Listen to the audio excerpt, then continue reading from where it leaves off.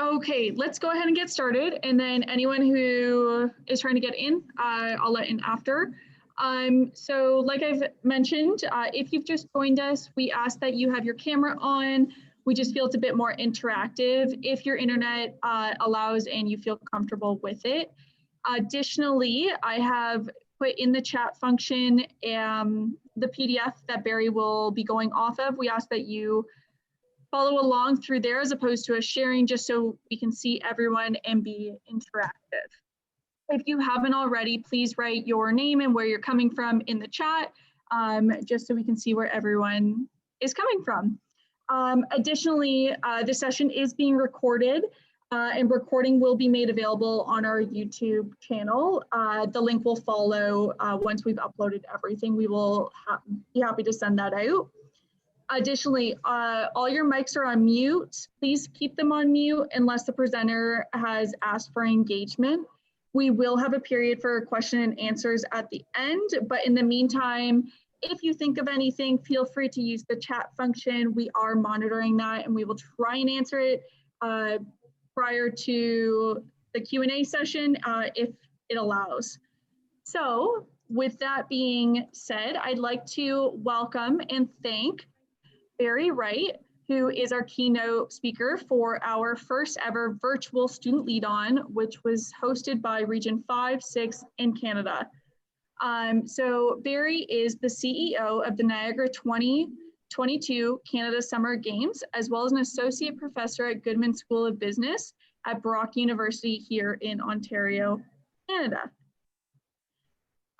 So he is an award-winning educator in the classroom, and he is an amazing, amazing professor. I've had him myself, I can speak to that, in leadership, and has been involved and an active member in his community. He has also served on several community and provincial and national boards. And his most recent position was where he served as a board chair on the Niagara Health System. With a Ph.D. in management from Queen's University, Barry enjoys being married, a father, coaching sports, and a trip to the art gallery, traveling, and a good laugh. Today, he will be talking about embracing the leadership challenge.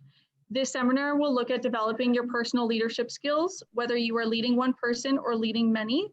This seminar is designed to kindle new leadership insights to encourage you along your professional and personal leadership journey. With that, I'd like to welcome Barry Wright. Thank you very much, Courtney. Great to be here. As Courtney's highlighted, I've taken a little side journey in my my wonderful world in university and colleges, teaching, to come into this gig with 2022. So we host just a quick reference that we host Canada's largest multi-sport event. Happens every, if you will, 2 years, kind of follows the Olympic cycle, summer, winter, that sort of thing. So in 2022, we'll have 5,000 athletes joining us here in Niagara. We'll have equal number of volunteers helping us to run the games and a small staff to kind of coordinate it all. So exciting times ahead. But what I've missed when I jumped into that is hanging out with the bright minds like are on this call today. I truly have enjoyed being in the classroom. It's a very energetic place. A little different kind of a classroom to be able to have us scattered across North America coming together. But as Courtney's highlighted, it really is a kind of a unique opportunity for us to be able to share ideas across so many different areas as we kind of move forward on this journey. Nice if we can get rid of COVID and then we can still carry on and doing these fun things, because we've all developed a great skill set to be able to do that now. So welcome, congratulations for joining in on this. The other part I really like is I like talking with people who are along their leadership journey, who have recognized that they would like to move forward, to be progressive, to be helpful to our collective communities, and are willing to stand up and step in and do great work. And I know everybody on this call is one of those individuals. So and when, as Courtney mentioned, when I teach leadership all the time, I love being in a room full of leaders, and hence I'm loving being in a Zoom call with with a group full of leaders there. So gonna have some fun for the next just under an hour, chatting some things as we go along. I've got a few things I'm gonna share with you, but open to your ideas at the end. So make sure you can save up a little bit of your questions as you go along, and then we can make sure we can jump in there as we go. So, because you'll see, if you pull up the slides, you'll see embracing the leadership challenge, because it is a challenge. It's not an easy journey, but it's really a rewarding one. So I'm going to go to the second slide now, where it starts off with Kouzes and Posner. These guys I really like. They've written a book called The Leadership Challenge. If you have not read it, I highly encourage you to pick one up. They've got about 6 editions of them. They're all great. They still talk about the same kind of messaging in here. But one thing I really like about it is they have a definition here about defining leadership. And so, as it goes, it's the art of mobilizing others to want to struggle for shared aspirations. So I'm going to, ask a few questions. When I look at their, is there a word or two that kind of speak out to you? So Rahul, you were one of the first people on board today, so I'm going to invite you. Is there a word or two that are there that kind of leaps out to you as far as a definition about leadership?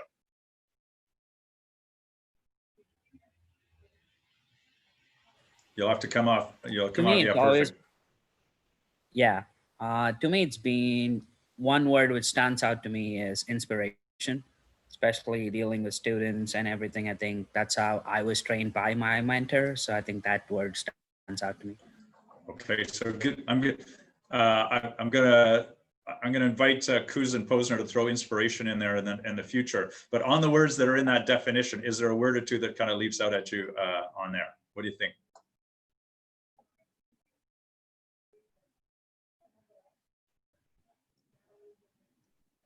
For me, the word that leaps out is struggle from that definition. And why, Courtney? Why does that leap out for you? Because I think I think as a leader, you need to know and learn how to struggle, but also how to overcome it. And then also how to encourage and empower others to overcome their struggles as well. Yeah, perfect. Yeah, because it ain't going to be easy, right? Leadership is not easy. It is going to be a struggle. And I think that's one thing we have to recognize as we move forward. So I'm going to go to Anne next, and then Sonia. So Anne, if you want to, is there a word there that leaps out to you? And then Sonia next.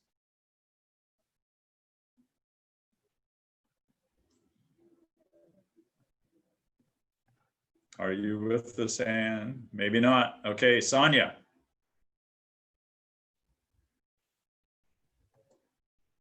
Okay, I'm picking on the people who haven't put their pictures up yet, so that's why I'm going that way. I don't mind jumping in, Barry. Are you going to jump in again? Okay, good. Go for it. I think initially it was struggle, like Courtney was saying, but now that I look at it over and over and over again, I think want is showing up to me. I think, people have to believe in the why or whatever when they want to do something that's difficult or persevere. And I think anything that's fun, I think people would come and show up and do all day, but not everything is like fun and sunshine and rainbows all the time. And I think that's where the rubber meets the road. And so I think the trick is getting people to want or to care. Yeah. Great insight, Cody, on that one. I do a lot of work in the change community as well. And most of the time change fails, not because it's not a good idea. It's just that people kind of have withheld enthusiasm, right? They're just not all that excited about it. So as a leader, you got to want to get people to want to struggle, right? So that's a great point. A lot of other keywords in here. Sorry, Sonia, you're going to jump in there? I was not jumping in because I was waiting my turn. I thought it was okay, great. I apologize. I'm hot spotting, so I also may not have the best. Gotcha. But do you have a keyword, Sonia? I don't mind you picking on me. Regarding that, shared really inspires me with that, because I think rather than being alone, I think a lot of our struggles together and walking hand in hand. Great point. So that shared aspect of it can't be just my aspiration. It's got to be something that we all agree with. Great point. Good. Mallory in the chat also said shared as well. Perfect. Yeah, so those are all powerful. Thanks for the insight. So what I really like about it is you go through the whole definition. So it goes the art. So if it's an art, it's more, they could have used the word science, but it's more of an art form. It's not actually prescribed exactly how you're going to do things. It's more of a creativity aspect of it. Mobilizing others, obviously it's an action-oriented thing. If we want leadership, it's not like we're university professors or we would just sit back and think in our offices. No, we actually have to get out and do stuff. There has to be some action involved. And so we've got to get other people excited to want to struggle and then for those shared aspirations. So I highly encourage you to actually memorize this definition, and for two reasons. The first reason, somewhere along the line, probably sooner than later in your careers, somebody will talk to you and say, can you tell me what's your definition of leadership? And you'll look them right in the eye and you'll go, well, leadership to me is the art of mobilizing others to want to shared aspirations. And then you'll go on, you'll talk about exactly why it is and what that definition means. And they will look back at you and will say, that's the best definition of leadership I've ever heard. You've got the job.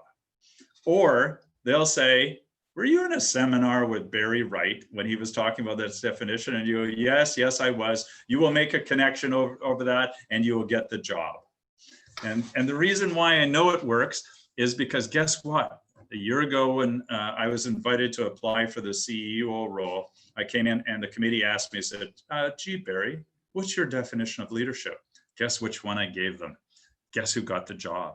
So I highlight it, and it's a great one to do. So hang on to this definition. The other reason why it's important is in your leadership role, I guarantee at some point you're going to lie awake at night as you're thinking about what's going on. You're going to go, oh my goodness, what am I supposed to do? And you go back, oh, what's that definition again? And you'll go back and go, art of mobilizing others to want to struggle for shared aspirations. Oh, I haven't really gone out and talked to people about this kind of goals that we're setting and things. I need to include more people in the conversation, and you'll find something along that lines will help you out. All right. So that's a key thing. So it's good to know when we're on this leadership journey, what the direction will be, and that will allow us to have some frame of reference for it. So memorize that one. It will be on the final exam. Yeah. That's my bad joke for the day. Okay, next slide. Leadership is a practice, not a position. This is an important Venn diagram for you to appreciate.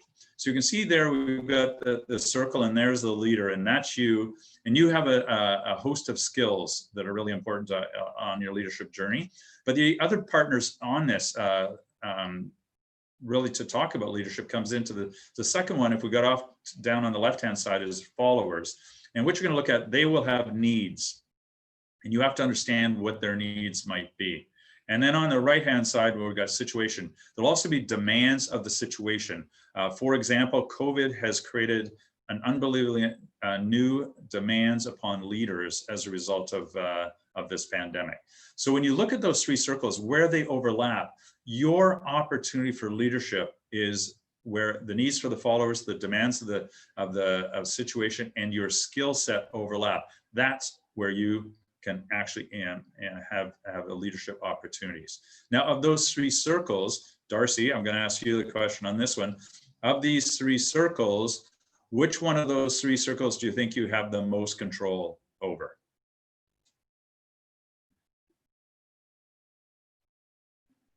You're on mute. Sorry about that. Yeah, no, I'm navigating, having the PDF up and going back and forth here. Yeah. Well, I guess a couple of things. I mean, you obviously, as the leader, you have control in the sense of who you are and what you're capable of, what kind of traits and experiences and characteristics you can bring to the others. So I kind of lean towards you as the individual leader in terms of having the most. Yeah, control. Perfect. 100% agree with you, Darcy. That's the one that we have the most control over. So our goal for today, if we look at, is trying to expand our circle. The bigger our circle is, the more chance we have to overlap and to create a greater chance for leadership. So as we go through for today, our agenda then is the power of three. What I'm going to invite you to do today is find three things that I talk about today, or or your colleagues chat about, you'll say, that's interesting. That's how I can develop that skill for myself, and I can move forward and therefore increase your circle by that amount. Okay. 3 is a magic number, by the way. I often will ask people to say, okay, what are your 3 takeaways from this, or whatever line? And the reason is we can remember 3 things. We can work on 3 things. As soon as it gets bigger and broader than that, it becomes a little too overwhelming for us. So I'm going to ask you to think about 3 ways that you might be able to grow your leadership today. And by the way, it might be on the final exam. This one we may ask you at the end. But I'm also in the power of 3. I'm going to talk about 3 things today that will help you develop that skill set as we move forward. And they're going to be talking about credibility and modeling the way. I'm going to talk about how you can develop with others and inspire a shared vision. And then the last one, we're going to talk about team talk. How do we develop our teams that we're going to work well together, so we have that collective to move us forward? And we'll build agreement, and we'll also talk a little thing called a memorandum of understanding, or an MOU. So let's go down to the next slide, which is the credibility factor. So this is Barry Posner and Jim Kouzes are researchers who have done this for a number of years, not just best-selling authors, but they've gone out and researched on what is it that makes someone seem as a good leader? What do followers look for leaders?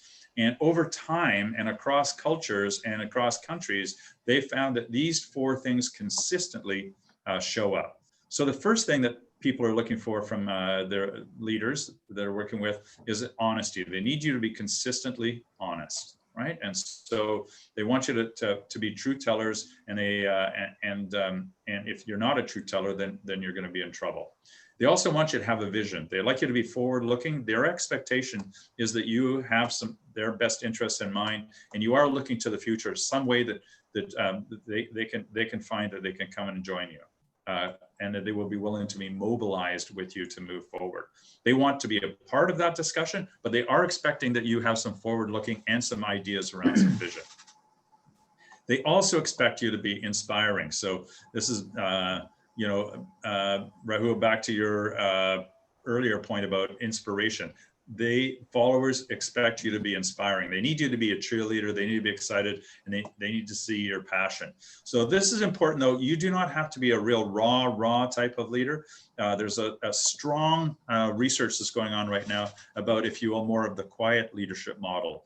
And really, in this one, you will lead the way by what you do, not necessarily how loud and motivational speaker you might be, right? So we can all be inspiring in different ways. And then the 4th one they're looking at is there is an expectation that you have a record of achievement, that you've been competent in doing some things. So you have to go out and try some things and be successful, and success does breed further success as we move forward. The bottom line, if you are all of those things, you will see that you will be seen as a credible leader. And I've highlighted that you are now worthy of my trust. Okay, and that's the kind of thing. You are worthy of my trust, and with trust, all things are possible. Without trust, we're in big trouble, right? So I could invite you to think as we move on to the next one, credibility, insight. When we look at that, there is a first law of leadership. If we don't believe in the messenger, we will not believe the message, right? So think about your times in your own personal lives where you might have had this too, or somebody who has broken trust with you. What will it take for them to come back so that you will start trusting them again, right? I won't go us into a small group chat from that standpoint, but I will open it up to in the chat bar. If somebody has a story that they would like to talk a little bit about that, if you could just say, hey, Barry, I'd like to talk a little bit. So I won't put anybody in a spot on this one, but does anybody have a story where they have found that trust has been broken with them, and how long it did take for them to bring that trust back? And nobody's typing in there. So let me tell you one story while we're waiting for this one. You've probably heard of a restaurant called McDonald's. Raise your hand if you have. Oh my goodness, everybody's hands better be up, right? Yeah, so McDonald's. So McDonald's knows that if you go there and they screw up your order, okay, and how many hold your hands up if you've had that ordered? Yeah, at some particular point. Their message, they know if you come back, It will take 7 good interactions with them just to get to neutral, right? So we've all been there. So I've had little children at a time. So you go down, you order the thing, and you ask for girl toys, and you end up with boy toys, and all hell breaks loose in the back of your car as you're driving home or whatever, right? So when it comes back to that, you have to be very difficult. It's a very challenging thing on trust. Another one, I had a good friend of mine who would go to a barber. This is pre-COVID. He'd go to a barber, and there was always a kind of a rule. The rule is, who's ever in the chair first, you come in, if you're the first one waiting, you get to go in the chair next. The next one goes in. He said he went in there one time. Carmen came home. He was come to the office. He's all upset. I was there. Two little old ladies came in after me, and then the barber said, "Is it okay if I take these 2 beforehand?" I said, "Carmen, what'd you say?" And he said, "Well, yeah, of course you could do that." And then, but that's not the rules. You know what? I'm never going back to that place again. I go, "Carmen, you went there like 10 years in a row." And I said, "Yeah, I know, but the rules are broken. I'm never going back." Right? So the same sort of thing happens in the wonderful world of leadership. When you find people break your trust, it's a long way back. So the message is, if we go to the next one, which is, how do we know when we see a credible leader? And the message here is, they practice what they preach, they walk the talk, they put their money where their mouth is, so on, so on, and so on. And I've highlighted in green, they do what they say they will do. All right. So this is one of those moments. Hopefully you're all paying attention and recognize the power of that line. The message is, if you say you are going to do something, then you do it, right? And because you've done that, then you become one of those people that they can count on, they can trust, because you are a person of your word. You do what you say you will do. I talk to my leadership students when I do it. Your reputation is the most important thing you own. Guard it with your life. So what I ask them to do, and people come to them and say, Barry, would you be interested, Courtney, asking, Barry, would you be interested in coming out and talk with a group of bright-minded individuals in December? And I said, well, let me check on what days do you need me, all those sorts of things. And we worked out days. I said, yes, count me in. So if you commit, you're in. If somebody comes to somebody, say, okay, let me think about it, see if I have the time. If you're unable to do it, you've got other things pressing, then tell them up front, say, sorry, I would not be able to deliver the kind of project and program that you would like me to do. Unfortunately, for this time, I'm going to have to say no. All right, they'll be fine with that, because you thought about that, right? But make sure, if you say yes, you are in. That's a powerful lesson that I've learned in my life, but it's one that I hang on to, so you're the type of individual that you will do what you will say you will do, right? So that hopefully that may be one thing you're going to do. Next, move to the slide, this leadership development. Can you see a person doing a little hand clap type of thing there? Let me tell you a story, because we're not going to be able to do it in this group. But usually after I've done this and I say, okay, it's time to take a little fit break. I've done the fit break. What I do, I want everybody to stand up, and I'm going to teach you a new way to do a hand clap. And I get everybody to stand up, and I say, you start with your hands at your side, and then you bend your arms at your elbows. Then you come up to your shoulders. Then they come together and they clap, and then they come back out. Then you come back down, and they say, because I'm originally from Alberta, so then you spin your hands around and put them back in your holsters, right? So I would do that, and I said, okay, everybody practice on their own, blah, blah, blah. I go do it, and because I'm a sports psychologist too, I say, okay, imagine in your mind going through that every practice. And then I say, okay, we're all ready. We're all going to do this. We're all going to do this together. Okay, everybody can see me, and I make sure everybody's eyes are on me. And then I say, I also tell them it's A, B, C, D, E. We'd go through A, B, C, D, and they go A, B, C, D, E, and blah. So then I say, okay, everybody ready? And then I go A, B, C, D, but I don't move. I stand perfectly still. And as I do this, and what do you think happens? In 98% of the time, people look at me, and because I haven't done anything, they don't do anything. And then they realize at the end, and so their hands shoot up from the bottom. Some people, and then they go down quickly so they could at least get a hand clap, but they're all over the map and they're all over the things that happen. And then I go, what is, you guys told me you're going to clap your hands together. We even went through it. We practiced it here when I came to do it. And they kind of go, and then somebody will say, yeah, but you didn't do it. And I got to go, did I say follow me? No. And but people will do that. They will follow the leader. They first follow the plan, and the first follow the leader, then they follow the plan. And so what happens, when I'm telling everybody to do that, they will watch you to make sure you're doing it. So if you're not doing what you say you will do, they will not do what you say you will do. Now here's the 2% of the time that hasn't happened. So I do get invited to go over and teach in Europe and in China, but in China in particular, I would do this little exercise. I've been invited to go over there and teach international business. So if you're in China, it means international business. How do you do business in North America? You teach international business here. How do you do business in China and Europe? So I'm over there. So I'm pretty smug because I've done this a whole bunch of times. So I'm standing up, everybody ready to do it? And I go, okay, ready, go. And I do the ABCD. Everybody in the class does it.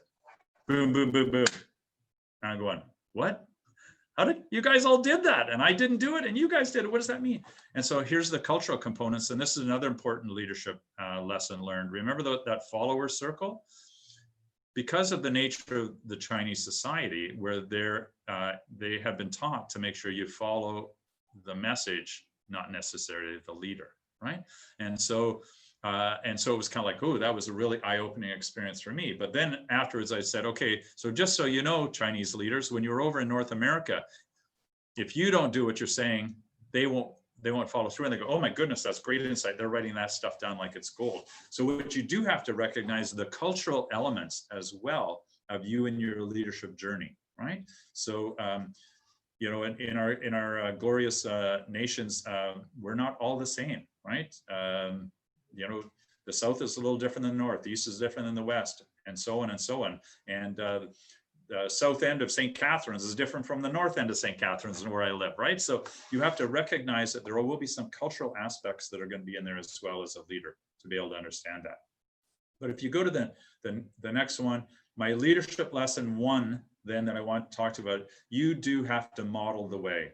If you are expecting to do some things, if you are the art of mobilizing others to want to struggle for shared aspirations, whatever that is, you better make sure you're modeling the way to be able to do that. And to do that, you make sure that you're honest, you're forward thinking, you're inspiring, and you're competent, and you do what you say you will do. And the other little message in there, you will have a title, but it's more about what the deeds and words that you do must be consistent. So leaders go first because people are watching you. And that's something I talk about a lot in my leadership sessions is leaders go first. You have to be the first one in many cases to be able to start the conversation. You have to be the first person to go be vulnerable about certain things, and then other people will follow afterwards. All right, good. So there's a first one. So I'm going to go to the second part, and now a little reflection time. And Jeffrey Hares, I'm going to come to you on this one, so get ready to answer this one. So you're driving, and as you turn the corner, you drive into fog. What do you do? Jeffrey? I stop driving because I can't see where I'm going. Right, good call. You stop or slow down or things along that lines, right? The message I want to pass on to this one, organizations are exactly the same. If it's a foggy moment, they will slow down. If they do not know what the vision is, they're in trouble. I'll tell you a personal story from Brock. A little while ago, we were having a new president was coming on board, and this individual was coming on. She was announced about the spring, and she was to start September 1st. And I had started working. I was in the working as the dean in the business school at the time, and so I was spending a lot of time with her, planning and moving forward. And she was highly engaged in things along that lines. And then mid-August, one of my staff members come to me and said, "Did you hear the president? She's not coming." And I'm going, "Where did you hear that?" I'm in the senior team, and I haven't heard anything like that. It can't be true. Just a rumor. And anyway. The next day, got the message is, no, she's not coming. So the whole university went into a fog because all of a sudden we were anticipating a leader coming in, and then we didn't know, we weren't sure who the next person was going to be, and so on and so on. our board did a great job, and they found an individual that was a past president at 2 very successful Canadian universities, and he was able to come in within a month, and he came and helped us out. But for 6 weeks, it was a foggy dew around Brock University at the time. Good things still happen, but there was a lot of challenge. COVID has created havoc and a foggy time in many organizations across your schools, your systems, our sports programs, everything. It's caused a foggy time, and we're trying to get some clarity. And some people have been able to negotiate and do that a little bit better. But my leadership lesson too that I want to share with you today is you as leaders need to inspire a shared vision. All right. So first off, you need to develop a vision, and then you need to enlist people to do that. So let's talk about what are the components in developing a little bit of a vision, because on a clear day, if we move to the next slide, you can see forever. So visions are about possibilities, about desired futures. All right. So one of the key things that you want to do in any visionary exercise, what is it that you're and other people are passionate about? Remember back to those words, to want to struggle for shared aspirations. So it's not going to be easy. So what are the things that are going to be passionate about? If you're just lukewarm on something, it's not going to happen. When it gets tough, when it's a difficult time to get out. So if you're training to play, on a basketball team, you have to get out in the morning to do that. Or if you're going to go out, you're going to be on a track team. There's a lot of hours. I overlook our rowing course right here, and my daughter's the road, and you got to be wanting to get up at 5 a.m. in the morning to go rowing and things. So you better make sure that it's passionate. So what is the theme about the organizations that you're involved in, or your club, or whatever it is that you're passionate about and other people are passionate about? Key. So the next 4 points are important. If you're going to do this, imagine the ideal. Just don't go half measures. Let's go big, right? Let's go big. What's the best thing that could happen?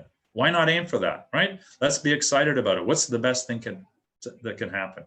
The second point I want to be in there, it comes from the Roman god Janus. So the Roman god Janus was actually the god of doorways. So the Romans had lots of gods, and especially if you get right down to having a god of a doorway, if you can imagine. But what it does is it was shown as a 2-headed figure, and that's on the slide. And what that meant is that the 2-headed figure in the doorway, whenever you go through a doorway, you're leaving some room and going to another. And so you're leaving the past, if you will. And so the god Janus would look to the past and also look to the future. So why you want to be a Janusian thinking is you should look in your organization, look to the past, and the deeper you can look in the past of your organization, and you'll find some wisdom points there, will allow you to look further into the future. All right. So make sure you think about the past to be able to see the future. So Janusian thinking is a very powerful thing to do anytime you're coming up with a vision. You'll also then need to think a little bit about, if you will, the strategic or long range aspect, but also understand the tactical. What are the steps involved to get to that vision? And the last thing I share in here is trust your intuition. You might go, oh, I don't know what to go in this, but something will pop into your head and you'll go, I don't know why that popped into my head, but it just seems to feel right. Trust yourself. Your intuition is your experience talking to yourself. You may not be able to bring it into a cognitive side right now, but that's what intuition is. It will pop out for you. My own little example on that, I'm a past football coach. I was the president of the Canadian Amateur Football Association of Canada. So I've watched a lot of football. I played a lot of football. I've coached a lot of football. I happened to be over teaching a class in England at a castle, and the Super Bowl was on. So if the Super Bowl is on in England, you can appreciate you're up pretty late. And I can remember watching the game with a bunch of students and faculty around there and watching the game. And just before this kickoff happens, I go, it's going to be a short kickoff. And sure enough, it was a short kickoff. And everybody in the room turned around and looked at me like I was some sort of football god and going, how did you know that? And I couldn't figure it out exactly, but here's what it is. I have seen literally in my career thousands of kickoffs. So I know what a kickoff is supposed to look like. If it's not lining up to look like a regular kickoff, then you know what? It's a short kickoff. And so it wasn't the time for a short kickoff, but I could tell it was going to be different. So I just blurted it out. Now, was that useful knowledge? I'm usually up in the stands with my headset on, and I would have been on the phone saying, Mully, because Bob Muller, Mully, it's going to be a short kickoff. And he'd go, what? And I go, and then they kick off and we'd lost the ball. So it wouldn't have been useful knowledge, but what it is, it's your intuition. So you will have that little voice speaking to you, and it's your experience coming forward. So when that voice comes to you as a leader, recognize that's what it is and trust your intuition, trust yourself. All right. So, so there's the vision. Make sure you discover the themes. What are you passionate and other people are passionate about? Make sure it's the ideal. Look to the past to find the future. Think about what the long range goal is, but also understand that short range, and make sure you're listening to your inner voice as we go forward. Here, though, is the real little secret about strategic visioning, because I don't know how many, as I said, I work with a lot of organizations. At the end of the day, they all want a binder, like behind me, a strategic plan, and it's got 612 pages of a strategic plan, and people spend a lot of time on that. It sits on a shelf, just like all are sitting right there, right? So what you need to do then is work on what Henry Mintzberg, and he's at McGill University. I saw we got somebody from McGill on this call. So yeah, is that you, Sebastian? Okay, go look up Henry, go find Henry Mintzberg and say we were talking about him. He's Canada's top, if you will, strategic guru, right? He talks about a thing called the anticipatory principle. And this is an ongoing projection of a future image. And this is the powerful part. So what do you need to do? Move to the next one, which goes into our strategic vision and with a little heading purpose behind it. These few words should be able to tell you, what are we doing and where are we going? All right, so on this, I've got 4 examples here that I'd like you to be, just give you some examples. So I do some work with Branksome Hall, based in Toronto. Toronto is an all-girls school, independent school. They do K to grade 12, great school. And what their tagline, their strategic vision is being remarkable. So when they're sitting down to decide, well, should we do A or should we do B? And they kind of go, well, which one is more remarkable? Well, A is. Well, guess which path we're going to go down. So everything they do about their curriculum or whatever, hey, it's about being remarkable. And everybody in their organization knows that. The second one is Niagara Health. And Courtney mentioned that I sit on the board with Niagara Health and past chair there. We went through a strategic planning exercise with them. So we have now 5 hospitals in Niagara, but we'll soon be building a brand new 6th one. And when we talked about what we wanted to be known for and everything, and we spent a lot of time, our vision for our healthcare system is extraordinary caring, every person, every time. We spent a lot of time on caring or care, extraordinary care or extraordinary caring. And caring brought the whole, if you will, spiritual and everything else into the side of things. But it's every person, every time. So it doesn't matter what your job is in Niagara Health. What's your job? My job is to provide extraordinary caring every person, every time. Whether that meant you're cleaning the floors, or if you're a nurse or a physician, ER administrator, whatever it is, your job is extraordinary caring every person, every time. All right, so those are powerful things to do.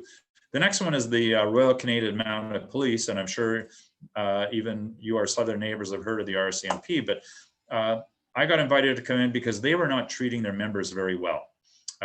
What was happening is it's an emotionally draining experience. And when you're front stage, when you're on stage, you're out there, you have to manage your emotions, do all sorts of different things along the lines. It's a tough gig. Anybody in the police force, a tough gig. Anybody in the military, it's a tough gig to be in.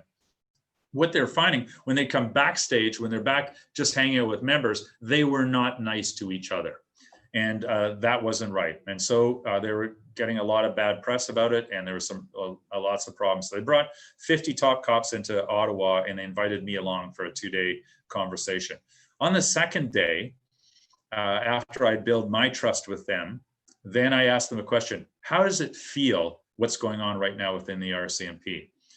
And one member stated, and she said, I feel like the red is fading. And I said, what do you mean by that? And she said, the day that we put on our red serge, our red uniform in depot in Regina, Saskatchewan, it's the proudest moment of my life. Yet I feel now under our watch, with us in our leadership roles, the red is fading. And everybody understood what she meant. I could see everybody, 50 people slump in the room. And then I asked the question, I said, well, what do you want to do about that? And it was like 5 minutes later, people said, we're going to take back the red. And I didn't need to have 600 pages of what a strategic plan was. They knew what that meant. It meant that when people were running into some problems, if they saw somebody not doing things the way it should be, if somebody was, if you will, the red was fading, they were not going to let that stand. They were going to take back the red. Now, what has happened, those who may watch the press in Canada, you will see that there are police officers are being prosecuted by the RCMP, and you may say, oh, well, see, nothing has changed. And I go, everything has changed because they don't accept that anymore. They're going to take back the red when they do that. This won't surprise you. I asked them and said, I have 3 things that I'd like you to do at the end of the seminar. One of them was they agreed to do is on this take back the red, do you think you could go out and talk to 10 people to see if that resonated with it? Was it passionate for them? And they said, yes, they would do that. So 50 would turn into 500 within that month. That didn't happen. They went back and talked to 100 people. So 50 became 5,000 people, and it resonated within the organization. And they had little red armbands about taking back the red and things. And I still keep an eye on the force to see how it goes. My last one is around the passion point as well. And this is Team Canada 72. They're an old hockey team in Canada, but they're Canada's team of the century. And one of the things when they're playing Russia for the first time, they came out and they lost a game, and they had a difficult time. They would have to win the final 3 games in Moscow to be able to be successful. It's kind of like that, the Miracle on Ice for our American listeners. And anyway, as they skated off the ice, this Team Canada, the 3,000 Canadian fans that made the trip to Moscow stood up and sang, "Oh Canada." And then when you talk to the players after, they said that was the point for them. That changed it all because they knew why they were there.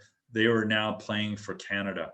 And they went out against unbelievable odds and won the final 3 games, 1 goal each, to be able to win that series. So what it means, why those examples are, you have to find, if you will, that purposeful statement in your organization's leaders that you're going to have to work with people to be able to get that, to be able to have that passion, that powerful. So the art, this is part of the art of mobilizing others to want to struggle for shared aspirations. So moved on to the next slide where it is, what do you want your team to be known for? What's that vision, that purpose? So think a little bit about that as you move forward, leaders. And there's the picture of the Team Canada 72. And the first guy you see here, there's Pat Stapleton, and he's the guy that got me involved in this whole adventure. So a great adventure. The last point I want to share with you, and this is going to go back, this would be a 2nd-year course at the Goodman School of Business. So you'd find about Tuckman's team and group development model. Show up your hand if anybody's ever seen it before. Few of you, perfect. Yeah. So what you're going, and it's a really brilliant kind of model. What it talks about, any team as you're going to develop, and you as a leader within a team, is going to go through these phases: forming, storming, norming, and performing. And then you're going to go through an adjourning phase as well. So the forming stage, if you will, it would be like us. We all come in here, we get a chance to talk about, I would actually talk to Kareem, find out a little bit. I find out his favorite food is lasagna. What is it? Lasagna. Oh, lasagna. Lovely. Okay, I'm with you on that one. Good. So, and you'd find some things, we'd all find out a little about each other and stuff along that lines. And Cody, we talked about earlier, he's a Green Bay Packer fan, and so on along that lines, right? So we'd have this forming stage. We'd all start to get to know each other. Then we go into the storming phase, because at this particular point, now we're trying to figure out how we're going to work together. How are we going to do? What are the rules and things that are going to happen? And often when you get people together, they'll have different objectives. One of the ways you can make sure that we have similar objectives is go through that visioning thing we just talked about. Imagine the ideal, do a little back and forth, figure out what the organization would like. But that's storming, and I put that in a real red because many teams never get beyond that. think of some of your class projects that you've had to do along the way, and you've brought 5 or 6 people together, and we got to work well together, and you realize, oh, bloody hell, I'm working hard and somebody else is working hard. Those other 4, they're all slackers and so on and whatever, right? Okay, we've all been there. So it's because we went through the storming phase and we didn't get to the norming stage where we actually knew how we were going to work well together. My little secret on this one to be able to do once we've added purpose, so we've got that vision in there, we have to now make sure we have, if you will, our memorandum of understanding. Actually have that conversation about how we're going to work together and make sure everybody signs it. So there's a whole bunch of potential topics on what could be on there. I'm going to go to Jasmine, Noah, and Nina. Can you each come up with, one idea that you think, what would you like to put in a memorandum of understanding, how you and teammates would like to work together? Jasmine, what do you think? What do you got for me? I would say having good communication and like everyone puts in that 100% effort. I feel Okay. Like You're being an overachiever. You've given me 2. Oh, sorry. Good, but that's good. But good communication. So we're going to make sure everybody, you're going to communicate. We'll make sure we're all going to show up on time for meetings. But if I can't be there, I'd let people know, all that kind of stuff. Communication is great. Noah, are you going to steal Jasmine's second one, or do you have one on your own? No, I can have my own. I would say like taking a new perspective. So being able to look at a situation from a different angle, and even if you don't end up agreeing with it, being able to kind of see the other side and why someone else would think that. Good. So yeah, so let's bring creativity into our group. So there is a what's De Bono's hats. If you haven't checked that out, if you want a creativity exercise, how you do it, De Bono, DEBONO, and his hats. It's kind of it's 6 different perspectives on the way you look at things. So it's a creativity thing. You say, oh, we're going to do that with each of our decisions. Great. No, that's good. Nina, what do you got for us? I will say a practical side. So time commitment. What are the parameters that each person has to put in? What are the expectations in terms of time commitment and scheduling? Exactly. Perfect. Thank you, Nina. Yeah. So exactly where we'd be at. So other ones, Courtney's come up with equal work, effort on the side. Cody's got empathy. We had one of these with our Ross. Ross, you want to speak to that? Your high school basketball team. Sure. Yeah. So in high school, we had a really high competing basketball team. And this is one of the things our coach had us do is we had to sign a team contract, and everyone together in the room signed it, including the coach. And one of the big things we talked about is what each individual's responsibilities on the team were going to be, because not everyone was going to be a starter. We were going to have people on the bench, but they still had important responsibilities to the team that they had to uphold no matter what. So it would help us when there would be any problems. It kind of bring us back to this, like, oh, like I'm not getting enough playing time. Well, we always kind of went back to this understanding we had and tried to work with it. Perfect. No, exactly. And it worked, right, Ross? So that's good. Yeah. I had a colleague of mine that's out at Athabasca University. She taught this to me, and I used it in my classroom settings and things along that line. So and before I'd always have a problems because the team would show up and say, I got 2 people who are doing all the work, the other 4 aren't, and now it's my problem. And now I'd say, okay, you guys develop a memorandum of understanding how you're going to work together. I make it worth 5%. And if I never have to look at it, everybody gets 5%, right? So they all do it. And if I never look at it, you get 5%. And so, you know how many times I've had to look at a memorandum of understanding since I've brought that in? 0, because they deal with all the challenges beforehand. They've gone through the storming part, and now they've got the norming, and it's all good, and they know how to go to perform. I actually have read them, and there are some really cool ones in there. If you miss the meeting, you have to buy pizza. Second one is a case of beer, whatever, they've got all sorts of interesting things that are in there. So that is the third part. So we're getting close to the sunset shot, which is we'll have 5 minutes left for questions. But if you look at that, here's my here's my 3 things that I have, and I would highly encourage you to remember what are the 3 things that you're going to do in your career to develop up. So credibility by modeling the way. Are you going to do what you say you're going to do? The second one is inspiring a shared vision and find that purpose. How are you going to be able to do that with everybody? And then team talk. You know, make sure you're having some big things in there, as Jasmine talked about. Make sure that good communication and have that MOU, as Ross highlighted for us. So I'd like you to take 30 seconds and think about what way are you going to grow your circle 3 ways, and I may come to you for an answer for one of them.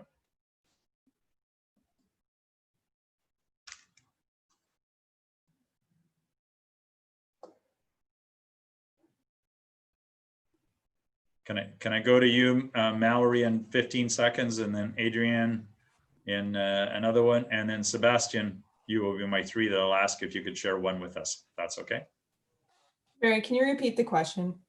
Sure. So which way, how are you what skills are you going to work on, Mallory, now that we've gone through this conversation? Pick up one thing that you're going to work on as a leader. Okay. Well, I can go first. I think just trusting myself as a leader is going to be key. So I think that would be my, the one thing the one important thing I got from your lectures is trusting yourself. Perfect. Great. Mallory, you want to jump in now? Yeah, I mean, I think just setting clear expectations, kind of with the idea of the MOU, you know, when you're working with different pockets of people, there might be a different MOU for each group. And so adapting based on who you're working with and being clear on the expectations so there's not disappointment, I think would be a step I would take. Yeah, and we do that within Niagara 2022. We have that conversation, so make sure we all agree with that. That's great. Adrienne. Yeah, definitely like making connections with people to help not only myself, but the students that are under me be able to make those connections as well and help boost their, you know, I took 2 years off from school to work in the professional field. So I've already kind of made connections, which is great. But a lot of these students haven't been able to do that are in their undergrad program. So continuing to make connections so that I can help them make connections as well. Perfect. Great way to go. Yep. Build the team as we move forward. I'm just looking at the chat side of things in addition to Sebastian, Mallory's, and Adrienne's comments. So Jen's vision for the department, for staff, and for programming. Cody's talked about Simon Sinek's TED Talk on why. That's a great talk. I love that. And it comes across very quickly. You know, in 5 minutes, you've got some powerful stuff that's in there. So, that's great. Also, the Thinking Fast and Slow, Intuition a Lot. So that's, fabulous book. There's so many good things out there. The internet's fabulous. TED Talks, watch them all. You're going to have so much that are great from that standpoint on that one. So I'm going to open it up to anybody. We've got, I know, just a few minutes left, but if there is a question that you have, raise a hand, shout it out, put it in the chat feature, whatever works for you.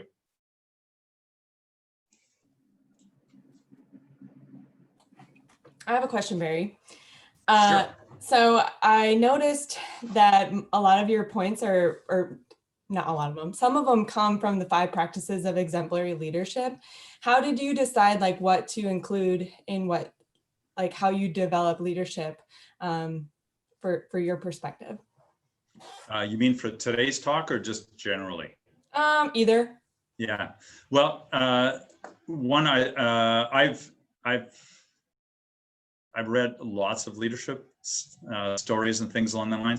To me, the fundamental practices from Kuzner and Posner they've done a great job of distilling them in there to be able to come in. I think around the purpose, I think I can add a little extra value on where that is. And to me, that whole purpose thing has been so that second part, that shared vision, that purpose standpoint is such a powerful place to be. So I think I've really narrowed it down to those three things that I think are the biggest of all of them. So I really find you have to know yourself, and you have to make sure that you've made that commitment to do what you say you will do. And if you do that, you'll have people will trust you and you'll move forward. Then you got to have a powerful vision, and you have to have a story that's going to come in there. And we haven't even got into storytelling, but that's one of the things that I really do teach about. How do you be able to connect it through a story? And that's where the vision will come in. And then you have to have that team, and you have to have that commitment with each other. So it's kind of from self, if you will, kind of to a collective, and then how are we going to work together? So it's really is from individual, leading self, leading others, and then my next seminar you'd have to wait on was leading organizations, and that's a much longer one. And more challenging. But if you can lead the team by doing those three things, I don't know if that helps where we're at on that one, Mallory. Great. And owning a big dog that you call Yogi.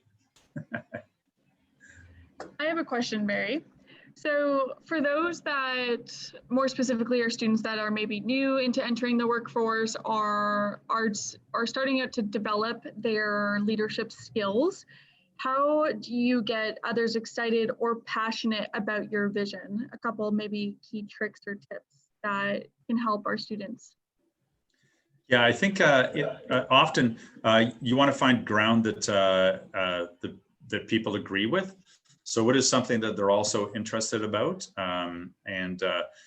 So if you're going to, a sports team, if you're going to get together on a sports team, talk a little about what our goals would be. So I just was on a talk with a head football coach from a university in Canada, and he was talking a lot about what the collective vision of the group was, and he had it kind of A, B, and C, and all of them you could buy into. It was very easy, and he was talking to a whole bunch of alumni, and you could see how they're coming in. So start with things that people would agree with, and I think that's you can build momentum from there, and then make sure that there's some stretch stuff in there, because everybody does want to be best they could be at. So it was funny because the way the coach was, we want to make sure that we're going to do all the right things, if you will, to do what you say you're going to do. Then we're going to try and be, if you will, kind of a champion of our provincial champion. Then we're going to try and go for national championships. And he was talking to a group of athletes who were the national champions, and they were kind of going, you can make sure you focus on that national championship. So, but yeah, so I think start with something you can all agree with, and then stretch goals. So that helps, Courtney? Yep, for sure. Good. Awesome. Do we have any more last minute questions at all? Just because I know some people want to jump on the next one. We've got one in the chat saying, how would you go about encouraging others to take leadership roles on groups, big or small? I often find that for myself, I end up in an automatic leadership role. Yeah, exactly, because people will automatically go, we need a leader, and then Leora, they all turn to you, that you can just see the eyes coming in and things along that line. So sometimes you have to have a meeting before the meeting on some things. And so what I found is you'll have a couple of people and you'll talk with them. You will need to, I love this word, encourage. So you encourage others. So you give courage to others to be able to want to step in. And you may have to be able to do that by talking about their strengths and understanding where they're at. Also talk about the opportunities and development. And I think if you can help breathe a little belief into them, then I think they would be willing to stand up and take on a leadership role, right? So I have to do that in this role right here. We had to postpone our games. We were supposed to be in the summer of 2021, but we've had to move to the summer of 2022 because of COVID. So a whole bunch of change. And as a result, I've had to lay off staff and invite other ones to take on new roles. And so I'm busy doing a lot of encouragement right now to be able to have people jump in and things along that lines. And it's a journey, but I think once you do it, and make sure that you don't throw them in on the deep end, as the saying goes, but give them, make sure good calculated risk, they can try something, a leadership role, and then once they're successful, then they will carry on. So that's great. Any more questions?